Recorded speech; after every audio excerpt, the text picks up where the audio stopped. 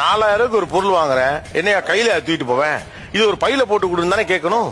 Sir அது கடையில கேட்கலாம். இப்போ மால்ல போய் கவர் கொடு, அந்த கடையில கேட்கலாம், மால்ல கேட்க கூடாது லாஜிக். நினைப்பாங்க இப்போ இவ்வளவு கட்சி 4000 வந்துட்டு வரான், ஒரு 20 ரூபாய்க்கு கஞ்சித்தனமா போய் இவன் கவர்ல 2 பேக் வச்சு வரான்னு இப்ப நீங்க அவன் என்ன நினைப்பான்னு யோசிக்கிறீங்களே, நீங்க இப்ப அவனை சீப்பா நினைங்க.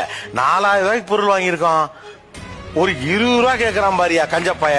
கரெக்ட் தான். கடையில போய் ஈஸியா கவர் வாங்கலாம், ஏன் விலையை குறிச்சு கூட வாங்கலாம், அதெல்லாம் தப்பே கிடையாது. ஆனா மாலுக்கு போயிட்டாலோ இல்ல பிராண்டடான ஷாப்புக்கு போயிட்டாலோ அவன் சொல்ற 299, 399, 99 ஒன்லின்னு சொன்னா நம்ம சிரிச்சுக்கிட்டே காசை கொடுக்கணும் இல்ல. சிரிக்கிறானி வெக்கமா இல்ல? எனக்கு நடந்த ஒரு சம்பவத்தை சொல்றேன். தீபாவளிக்கு பர்ச்சேஸ் பண்ணலன்னு சொல்லிட்டு ஒரு கடைக்கு நான் போனேன். அது ரொம்ப ஃபேமஸான கடை, கடை பேர் சொல்ல விரும்பல. அந்த கடை ஒரு 3500 ரூபாய் வரையும் நான் வந்து பர்ச்சேஸ் பண்ணிட்டேன். பர்ச்சேஸ் பண்ணிட்டு பில் கவுண்டருக்கு நான் போயிட்டேன். பில் கவுண்டருக்குள்ள பில் போட்டுட்டு இருக்கும்போது திடீர்னு என்ன சொன்னாங்கன்னா பேகுக்கு 20 ரூபான்னு சொன்னாங்க.